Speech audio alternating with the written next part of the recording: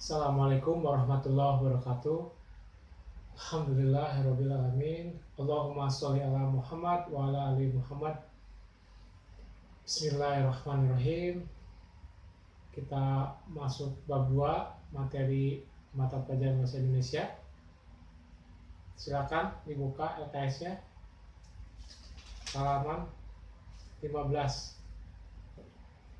Sambil menyiapkan LKS, apa kabar? Anak-anak yang Bapak sayangi dan Bapak cintai, semoga baik-baik saja. Semoga tetap di rumah menjaga kesehatan.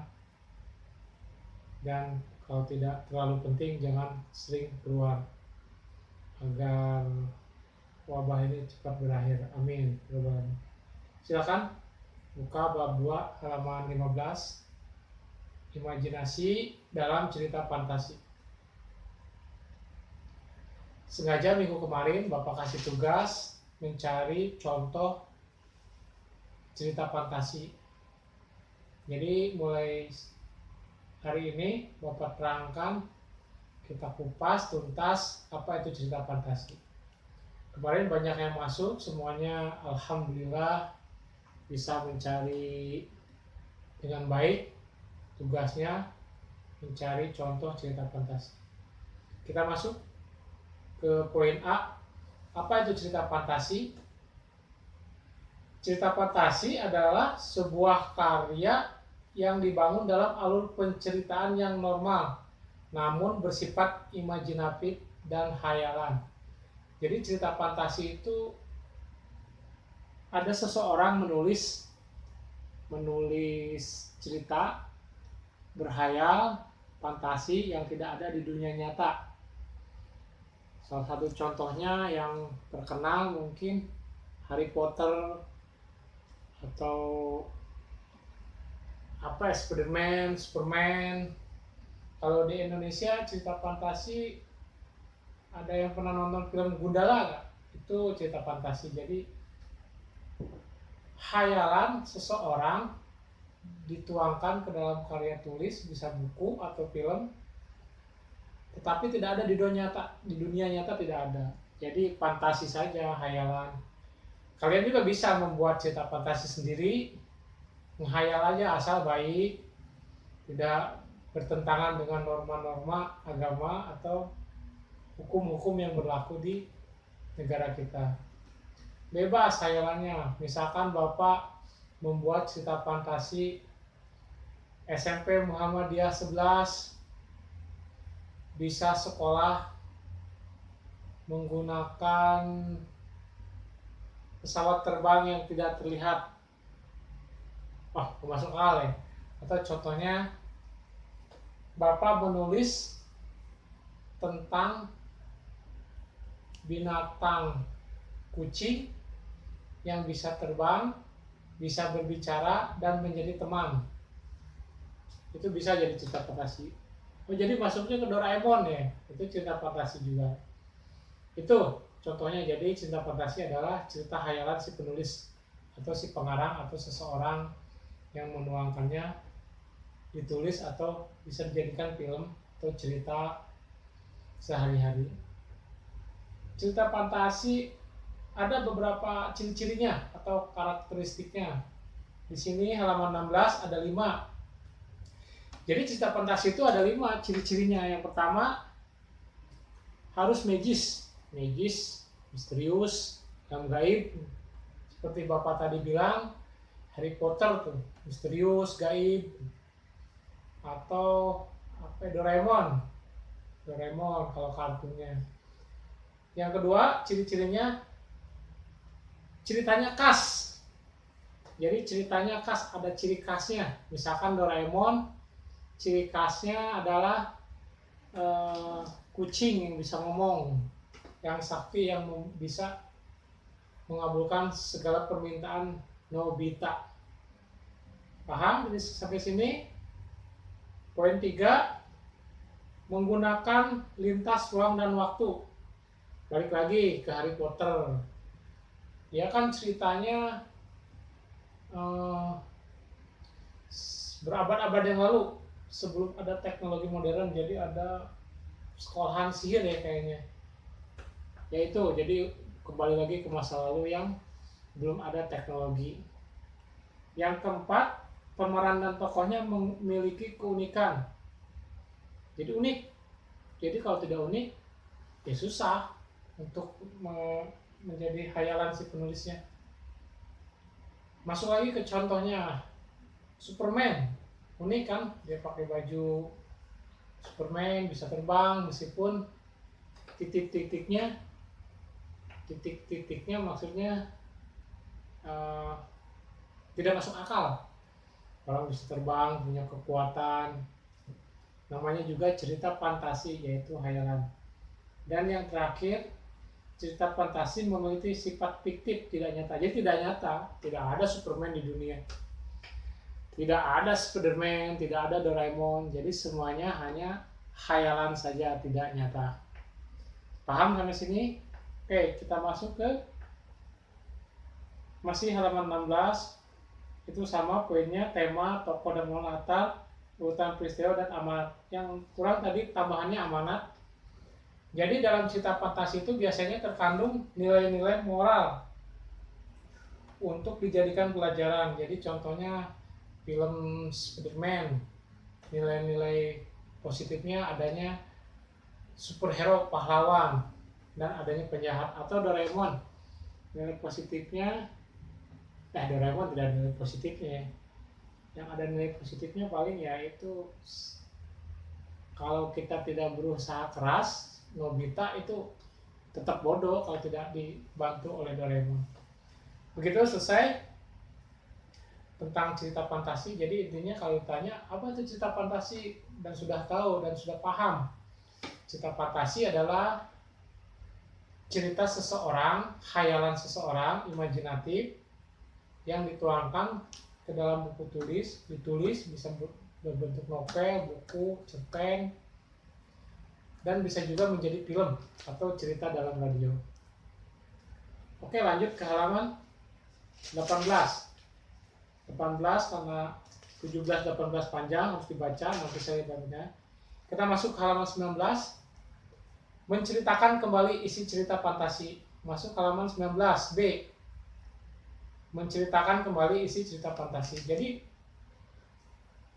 kalau kita menceritakan kembali isi cerita fantasi itu ada 5 poinnya. Yang pertama, kita harus membaca kalau buku. Tapi kalau televisi, film, kita harus menonton dulu dari awal sampai akhir. Tidak bisa kita setengah-setengah terus kita menceritakan kepada orang lain. Kita harus dari awal sampai akhir dulu. Dan yang kedua, mencatat tokoh-tokohnya. Kita harus kenal tokoh-tokohnya.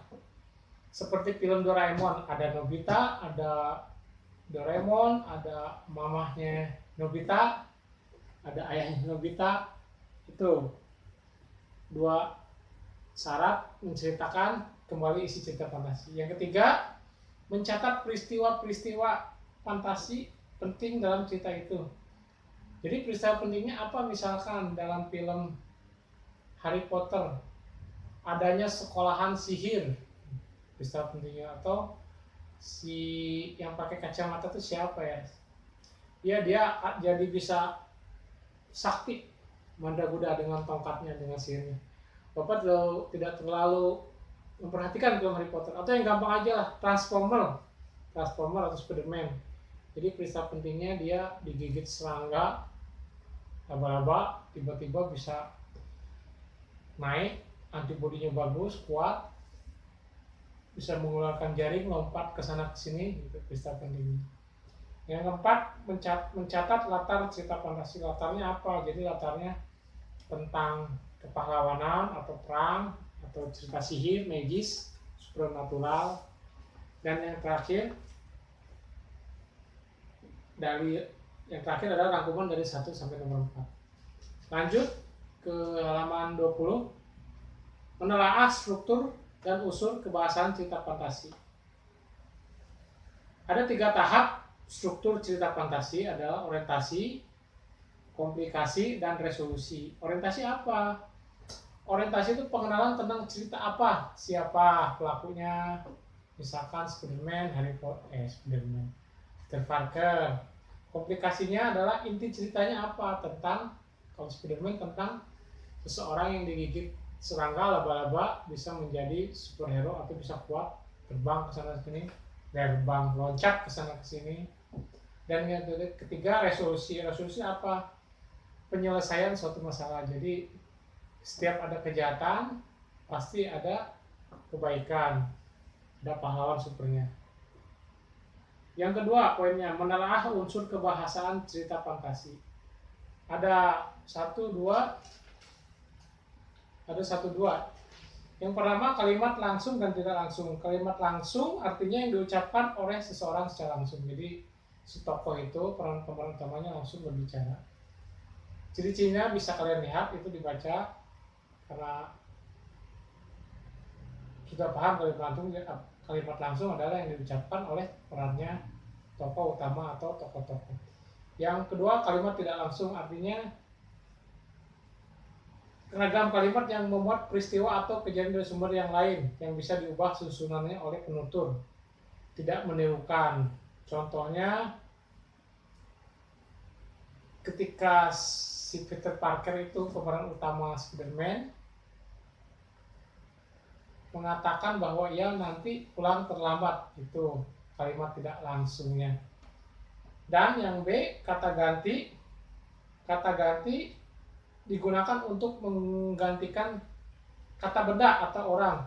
Tujuannya memperhalus bahasa yang kita gunakan. Contoh, kata ganti orang ku dijamak menjadi kami. Atau contoh kedua, Anda dijamak menjadi kalian. Yang C, makna kias dan makna khusus. Makna kias mengalami perubahan karena susun gramatik atau perasaan penutur. Contoh, putri malam bermakna bulan atau raja siang bermakna matahari. Atau contohnya Spider-Man bisa loncat ke sana ke sini tanpa terluka. Aneh, karena cerita fantasi hayalan, jadi bisa aja seperti itu. Yang D, kata hubung atau urutan waktu. Jadi maksudnya kejadiannya biasanya bisa ke belakang sebelum ada teknologi atau bisa masa depan, biasanya gitu cerita fantasi. Kita menghayal saja, itu bebas-bebas saja sebenarnya, asal tidak melanggar aturan-aturan yang berlaku. Oke, selesai materi bab 2 karena sedikit dari halaman tentang cerita fantasi, jadi sedikit begitu saja. Mulai minggu depan Bapak ingatkan kembali, mulai penilaian tengah semester, kisi-kisinya bab 1 dan bab 2 saja dibaca lagi, atau kalau ada datanya itu dipelajari lagi yang di buku tulis Home Learning Bahasa Indonesia, silakan dibaca lagi. Soalnya dari situ Bapak ngambil soalnya 50 pilihan ganda semua, jadi mudah, tinggal memilih A, B, C, D. Untuk tata tertibnya biasa PTS nanti tanggal 21 bahasa mata pelajaran bahasa Indonesia dari jam 7:30 nanti jam berapa? 90 menit. Jadi siap-siap pagi-pagi bangun, sholat subuh, sarapan, pakai seragam. Begitu saja untuk materi, jadi habis bab 1, bab 2. Yang bab 2 simple ya, cerita fantasi. Apa itu cerita fantasi? Ya cerita hayalan, cerita yang tidak ada di dunia nyata. Cerita hayalan si penulis atau imajinatif. Biasanya unsurnya ada magis, sihir, atau gaib. Itu saja. Tambahan, ada beberapa siswa yang sudah 3 kali tidak mengumpulkan nilai home learning mata pelajaran bahasa Indonesia. Mohon segera dikumpulkan, karena untuk penilaian rapor ini kalau tidak ada nilai susah. Kalau tidak ada nilai 0, rapor tidak dibagikan, karena harus ada nilai dulu, sempurna dulu nilainya, baru rapor bisa dibagikan. Oke, kita akhiri dengan membaca Alhamdulillahirabbil alamin. Wassalamualaikum warahmatullahi wabarakatuh.